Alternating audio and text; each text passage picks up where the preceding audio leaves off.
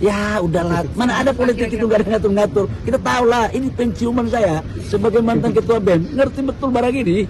Ya, terkecuali aku ini mahasiswa dulu kutu buku, kita ini besar di jalan. Konstitusi menjaga netralitas dalam pemilu ini itu kan sesuatu yang baik diingatkan. Guru besar dikatain, apa kontribusi lu buat negara? Bisa-bisanya lu komen kayak gitu.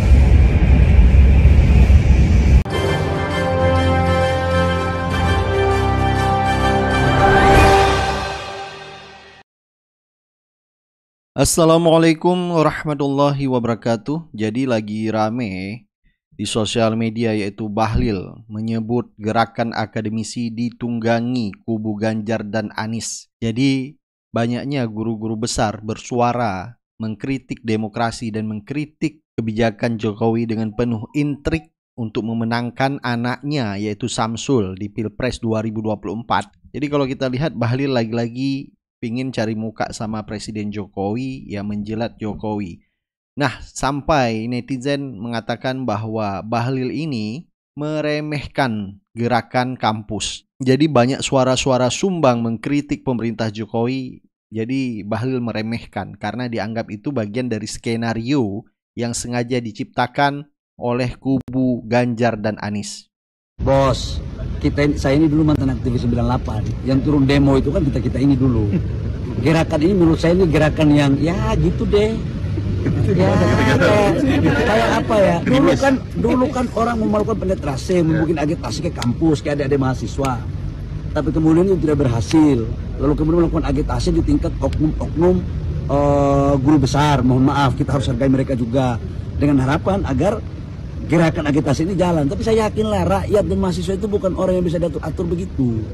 Ini skenario ini kita udah paham sebagai mantan aktivis, ya. Teriak-teriak kecil, Pak. Ya udahlah, mana ada politik itu gak ada ngatur-ngatur. Kita tahu lah, ini penciuman saya sebagai mantan ketua BEM, ngerti betul barang ini, ya.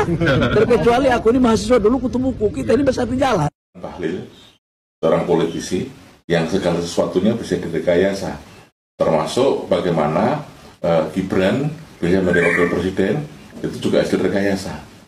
Tapi dia lupa gitu bahwa kita tuh adalah sivitas akademika, kita adalah dosen, profesor, yang merekayasa siapa? Gitu.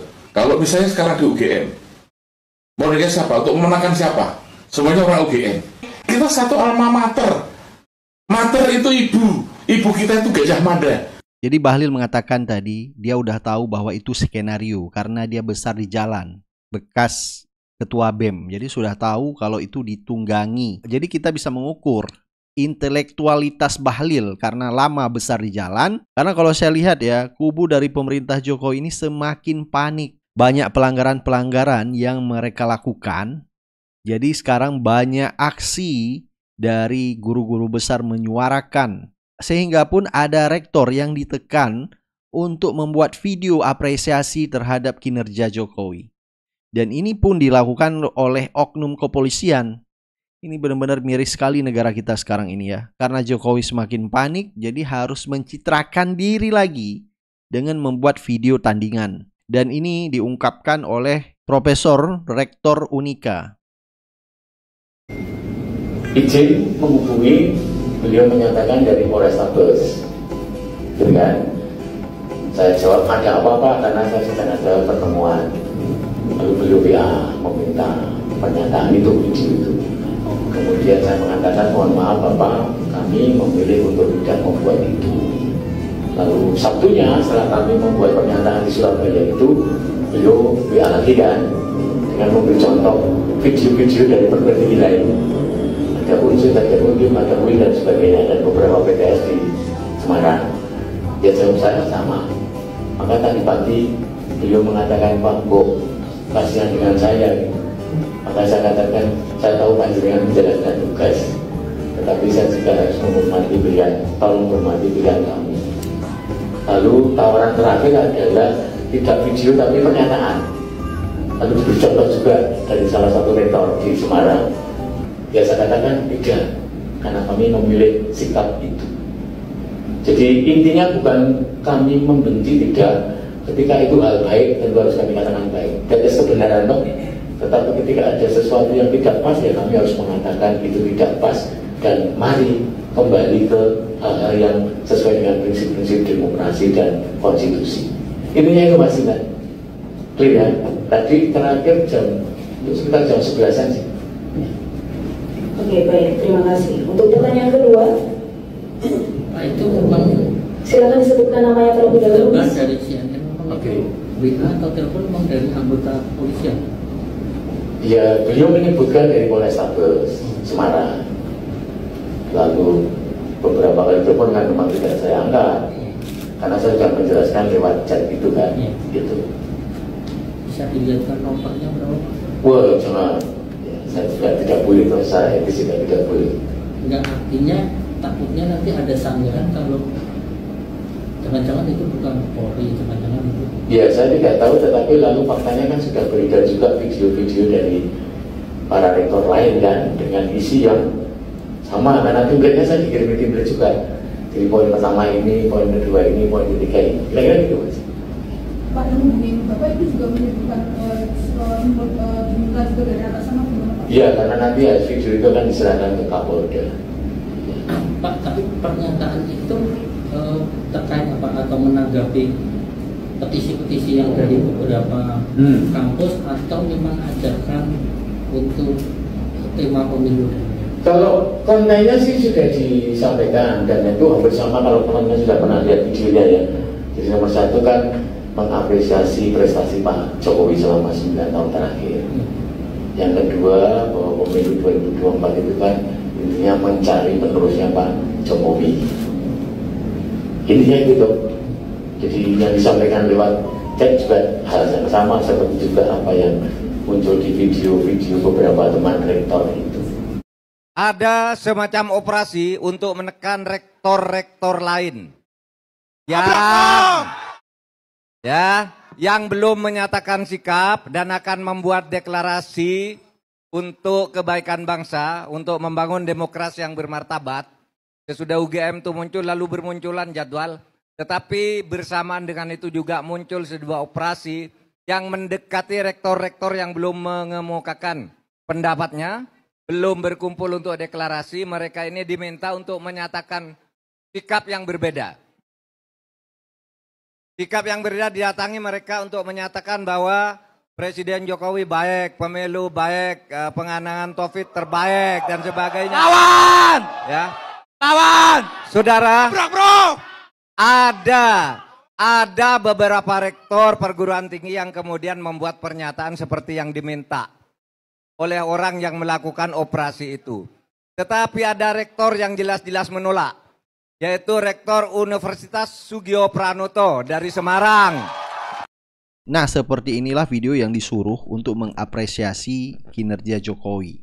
Jadi video ini disuruh oleh oknum kepolisian. Jadi alasan mereka untuk mendamaikan pemilu. Saya Supari, Rektor Universitas Semarang, menyampaikan bahwa Bapak Joko Widodo memimpin Indonesia dengan sepenuh hati. Beliau negarawan yang 10 tahun ini memimpin Indonesia melakukan lompatan kemajuan, melewati masa sulit pandemi COVID-19 dan meningkatkan reputasi Indonesia di mata internasional. Nah, video ini yang dibuat redaksinya hampir sama yang akan disuruh kepada rektor-rektor untuk menandingi video yang disuarakan oleh guru-guru besar. Disinilah kita bisa menilai kemunduran demokrasi kita semakin parah di rezim Jokowi ini. Jadi apapun bisa dilakukan, ditabrak oleh rezim Jokowi demi kepentingan untuk memuluskan perjalanan anaknya kemenangan di Pilpres 2024. Jadi banyak dugaan-dugaan bakal ada kecurangan di Pilpres 2024 ini semakin besar. Kita lihat orkestra yang dilakukan oleh rezim Jokowi ini dengan melibatkan aparat kepolisian ya, dengan menekan rektor-rektor untuk membuat video apresiasi. Baik, coba kita dengar beberapa komentar dari netizen ya atas sikap Bahlil yang menganggap bahwa suara dari kampus atau guru-guru besar merupakan bagian dari tunggangan dari kubu Anies maupun dari Ganjar. Miris ya, seorang menteri, sekelas menteri bisa berkomentar seperti ini ya.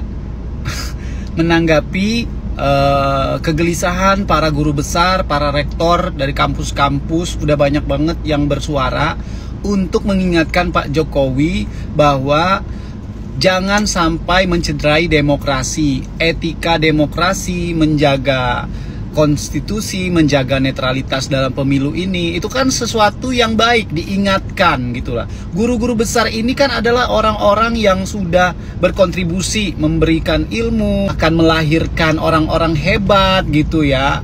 Sekarang dituduh sebagai bagian dari skenario, artinya kan sangat merendahkan sekali gitu loh. Seharusnya sekelas Bapak ya menanggapinya, oke, terima kasih atas masukannya, terima kasih atas kritiknya, dan terima kasih sudah mengingatkan.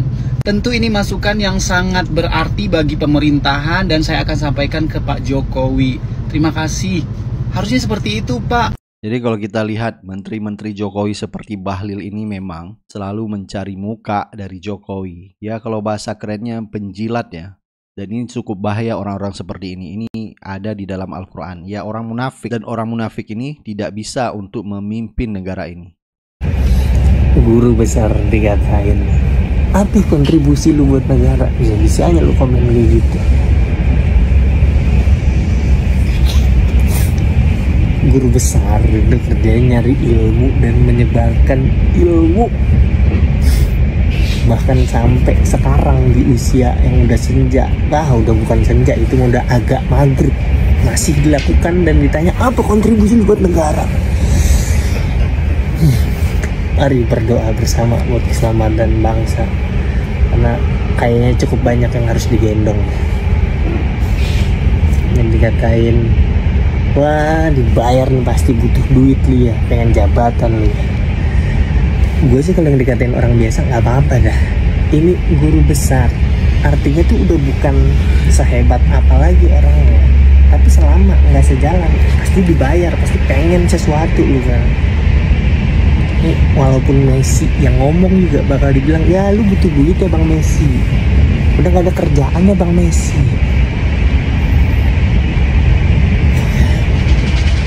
Ini orang-orang yang ngamuk guru besar kritik ke Pak Jokowi udah pada tahu belum bentuk kritiknya, isi kritiknya itu apa? Isinya tuh cuma minta kompetisinya dihadirkan yang sehat, udah itu doang. Dan semua peserta pemilu bisa menang di kompetisi yang sehat ini, gitu loh. Bukan pengen Pak Jokowi mundur, hilang, enggak. Cuma pengen kompetisi yang sehat. Karena kalau kompetisinya tidak baik, biasanya yang dihasilkan ya tidak baik. Misalnya tes CPNS masih sogok-sogokan, masih yang dikenal-kenal aja, ya hasilnya mungkin PNS-PNS yang tidak baik. Yang KTP udah jadi bilang oh masih seminggu lagi, tapi dikasih gocap jadi. Lah emang apa yang salah dari kompetisi sekarang? Yang semua sesuai aturan. Pertanyaan yang bagus. Gue setuju aturan adalah untuk disepakati, tapi apa aturan itu udah pasti baik, bagus, dan benar? Itu harus kita telaah. Menurut lu koruptor yang boleh nyalon lagi bagus nggak? Mungkin jawaban lu enggak, tapi jadi itu aturan aneh dong. PNS harus netral, padahal pemimpinnya menteri itu bebas dukung capres manapun. Aneh nggak? Terlepas lu dukung siapa ya, kalau nalar lu masih ada, harusnya tahu itu aneh. Kenapa? Karena itu udah kayak aturan di kerajaan, aturan yang cuma berlaku buat kasta-kasta yang bawah, yang atas-atas mah nggak kena. Gimana itu? Pejabat nggak perlu cuti buat kampanye, itu aneh banget menurut gua. Karena kita bayar pajak tetap nggak ada kurangnya, nggak ada diskonnya, tapi servis yang kita terima beda, fokusnya kepecah. Karena jadi ngelakuin dua hal kan. Ya kayak lu juga nggak mau kan dicukur sama orang yang sambil nonton TV. Maksud juga nonton aja dulu beresin, atau cukur aja dulu beresin. Jangan dua-duanya kan jadi jelek. Maksudnya kenapa harus dua-duanya banget gitu loh. Dan yang paling parah kan bikin ribut di masyarakat soal kisruh. Ini dia pergi kemana-mana pakai aset negara yang kita bayar pajaknya, itu buat kepentingan kita apa kepentingan pribadi? Kan itu yang bikin ribut di masyarakat. Makanya gue nggak ngelihat apa untungnya buat masyarakat gitu loh. Dan ini dilakukan terang-terangan. Ini yang ditanyakan oleh sebagian orang.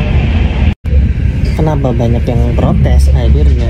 Karena banyak hal yang harusnya coba aja itu tidak dilakukan oleh Pak Jokowi. Seperti coba aja ketua MK-nya bukan adik iparnya, atau coba aja pejabat ya diharuskan cuti atau mundur saat kampanye, atau coba aja peraturan bahwa presiden harus netral itu tetap yang panjang tuh, harus netral selama peserta pemilu itu adalah anggota keluarganya. Itu loh, banyak hal yang coba aja dilakukan tapi tidak dilakukan gitu. Bukan setiba-tiba itu pengen protes, tidak. Sederhananya kayak Ahmad Dhani disuruh megang Indonesian Idol, terus yang menang Dul, yang selama Dul tampil performnya diiringi sama teman-temannya Ahmad Dhani alias Dewa, yang salah satu eksekutif produser di Indonesian Idol itu adiknya Ahmad Dhani. Wajar nggak orang curiga? Terus finalis lain yang suaranya bagus disuruh tampil, disuruh main, disuruh ngelawan di kompetisi kayak gitu, lah bakal apaan? Maksud gua kalau kompetisinya sehat dan Dul menang, ya udah semua akan happy, semua akan senang, semua akan ngeliat oh emang oke, udah gitu loh. Yang dipengenin gitu doang, bukan pengen Dulnya hilang dan kalah, enggak. Cuma pengen udah yang bener aja, yang sehat aja gitu loh. Banyak hal positif yang dibawa juga oleh Pak Jokowi. Yang belakangan terjadi adalah negatifnya, dan ya udah tinggal dikritisi, kan sesimpel itu loh. Kenapa akhirnya gue ngomong gini? Karena gue rasa ada beberapa hal yang salah, tapi gue dipaksa untuk nelan, nggak bisa. Kalau gue telan, ini otak gue yang salah nantinya. Jadi better gue omongin gitu. Salah apakah akan ngalah? Ya hampir pasti kalah menurut gue mah. Cuma gue beneran bukan masalah menang kalah. Gimana biar ininya tetap sehat aja kalau gue. Nah, cukup bagus pandangan dan masukan dari Bintang Emon. Anak muda sekarang aja sudah tahu ya orkestrasi politik yang terjadi di rezim Jokowi. Perlu juga pendukung-pendukung 02 melek mata terhadap politik sekarang ini. Jangan sampai di tahun 2029 nanti kesempatan buat anak-anak muda hanya buat orang yang punya orang dalam. Seperti yang terjadi sekarang. Ya, seperti Samsul ini ya punya orang dalam pamannya, punya orang dalam ya bapaknya yang bisa maju di Cawapres 2024 sekarang. Bisa bayangkan apa yang akan terjadi nanti di 2029. Gibran yang akan maju lagi sebagai calon presiden. Jadi tidak ada kesempatan bagi warga Indonesia, tidak ada pamannya, tidak ada bapaknya ya menjadi presiden maupun menjadi ketua MK. Kalau pelanggaran-pelanggaran terus dilakukan ya, pelanggaran etika, maka ke depan juga pelanggaran ini dianggap biasa-biasa saja. Baik, silahkan Anda beri pendapat dan komentar Anda. Kita akan ketemu di video selanjutnya. Assalamualaikum warahmatullahi wabarakatuh.